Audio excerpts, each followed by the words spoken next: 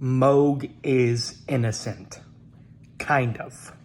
Let me explain. So sit down, lock in, and get ready for another lore masterclass by George R. R. Martin and Miyazaki.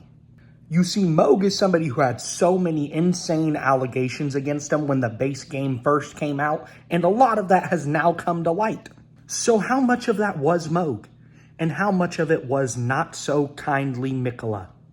Well, let's talk about his early life where all of this potentially began. Mohg was born of Godfrey and Marika. He was also born, like his brother Morgott, an omen.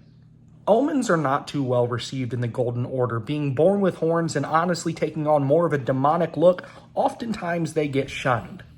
And you see, this was no different for Mohg or his brother Morgott. Both of them were sent underground under the capital to live in a shunning grounds.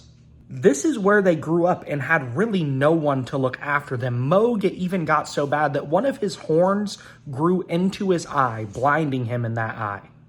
So just think, if that were to happen to you, you would want to rebel too. The people that were supposed to love you now have you locked underground while they rule.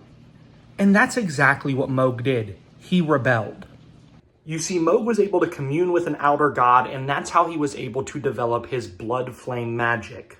Now, the events during the Shattering and directly after it are not too clear, but the leading theory is that at some point right after the Shattering, Mohg was able to escape from being underground, and he was also able to claim himself a great rune. And this is where the main part of Mohg's life starts. You see, he was able to escape the underground, then he moved to Mohgwyn's palace. This is where he started the Bloodied Fingers cult.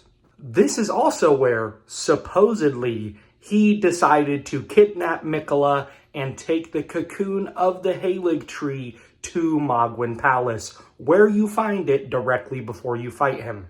This cult was used for many things, a lot of it bad stuff. But a big part of it was collecting sacrifices, mainly of Tarnished, to devote blood rituals to Miquella.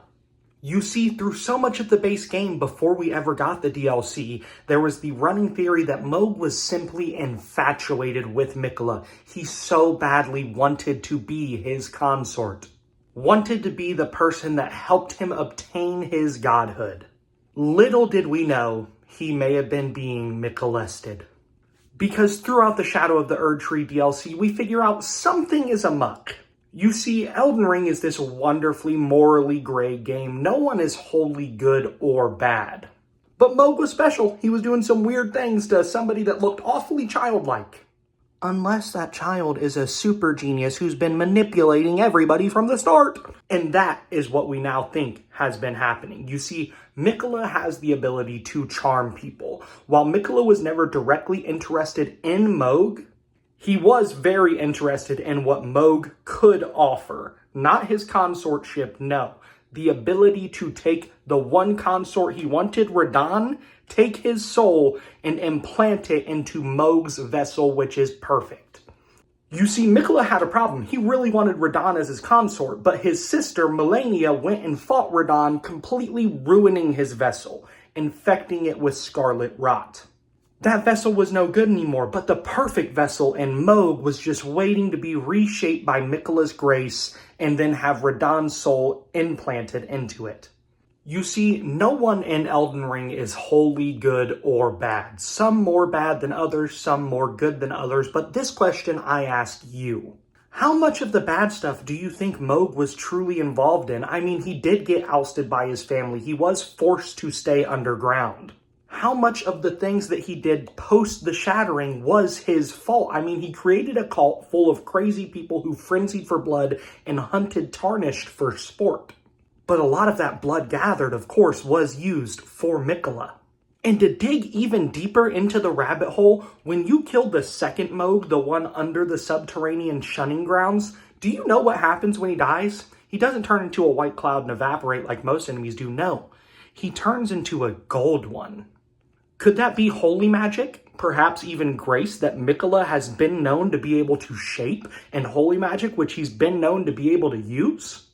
I don't know. That part's just a theory. But just how much wrongdoing was Mohg's wrongdoing? And how much of the wrong things that he did was something he didn't even have the free will to resist against? That's up to us, the Tarnished, to decide.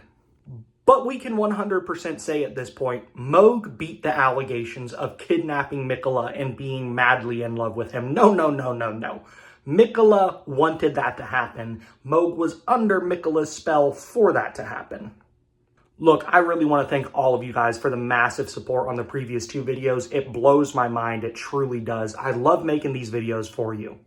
Thank you so much for watching. Over 99% of you guys still are not subscribed. If you'd like to change that, I would super appreciate it. But I want all of you to have a wonderful day.